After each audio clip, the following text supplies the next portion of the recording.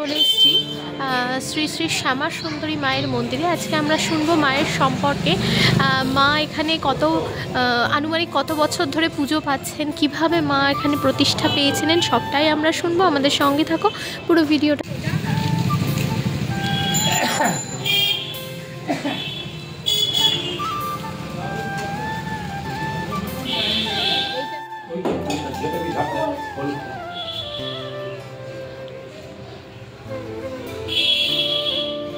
আমরাই এটা সেবা করি। হ্যাঁ, এখানে বাইরে কোনো ঠাকুরমশাইয়ের অধিকার নেই পুজো করা। আমাদের বংশের লোক ছাড়া এই মন্দিরে কেউ পুজো করতে পারে না। এই প্রথম এক কথা। আর দ্বিতীয় কথা হচ্ছে, তোরা তো বহু দিন ধরে আসছিস, বাবা হয়তো জানে, আমরা বংশ পরস্পরা আমরা যজমানি করি, বংশ পরস্পরায় আমরা পুজো করে আসছি। আমাদের পরের জেনারেশন কী করবে সেটা বলতে পারছি না, কিন্তু আমরা এখনও পর্যন্ত এই পর্যন্তই আমরা পুজো করে যাচ্ছি। তোমার নামটা একটু বল। প্রিয়তোষ ভট্টাচার্য।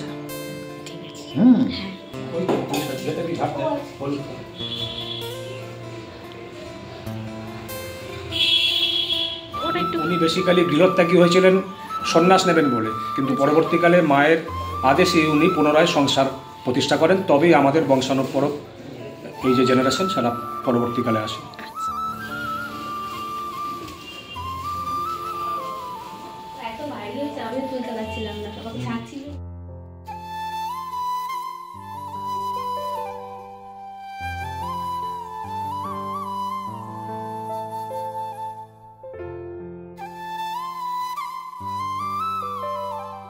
কেননা মার ইতিহাসটা অনেক বড়। বেসিক্যালি মায়ের যদি জন্ম বৃত্তান্ত বলতে হয়, তাহলে তখন আলিবর্দী খাঁর শাসনকাল। বাংলার নবাব তখন আলিবর্দী খাঁ, মানে সিরাজদৌল্লার মায়ের যিনি বাবা ছিলেন। 1732 সাল, তো 349 বছর প্রায় হলো। বর্ধমানের আমাদপুর থেকে একজন সাধক রামানন্দ ব্রহ্মচারী তার নাম, উনি একমাত্র পুত্র সন্তানকে নিয়ে গৃহত্যাগ করে এইখানে এসে সাধনা শুরু করেন।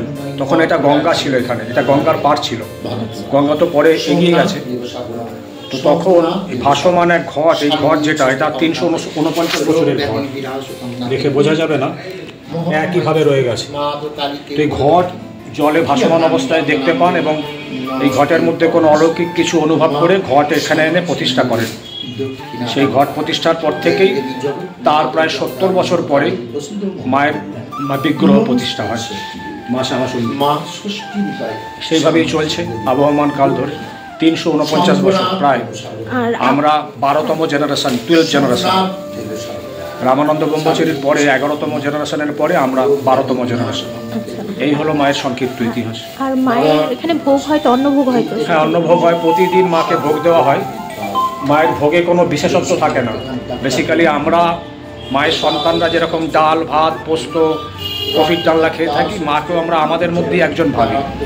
ওই জন্য বিশেষ দিন ছাড়া আতিশয্যময় ভোগ হয় না, মানে অন্নকূট, কালী পুজো, 12 মাস যে ভোগ হয় সেটা সাধারণই ভোগ হয়। যেভাবে আমরা খাই, মাও আমাদের মতোই খাবার খায়। আর মায়ের মাছ ভোগ কবে হয়? মাছ ভোগ হয় কালী পুজোর দিনকে, 16 মাছ দিয়ে ভোগ হয়। আপনার নাম? আমার নাম কৌশিক ভট্টাচার্য।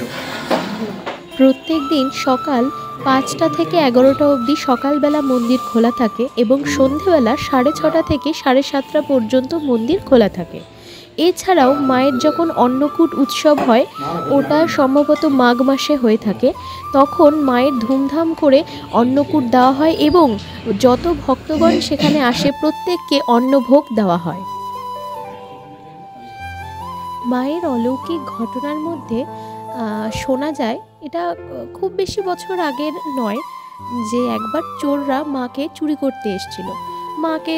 মায়ের গয়না টয়না সব নিয়ে নিয়েছে। এবার মাকে নিয়ে যেই বেরোতে যাবে, দরজার কাছে গিয়ে মা এত ভারী হয়ে গেছিল যে মাকে নিয়ে আর চোররা বেরোতে পারেনি। তো এরকম আরও অনেক অলৌকিক ঘটনা রয়েছে আমাদের শ্যামা সুন্দরী মাকে জড়িয়ে। তো এইটুকুই তোমাদের আমি বললাম।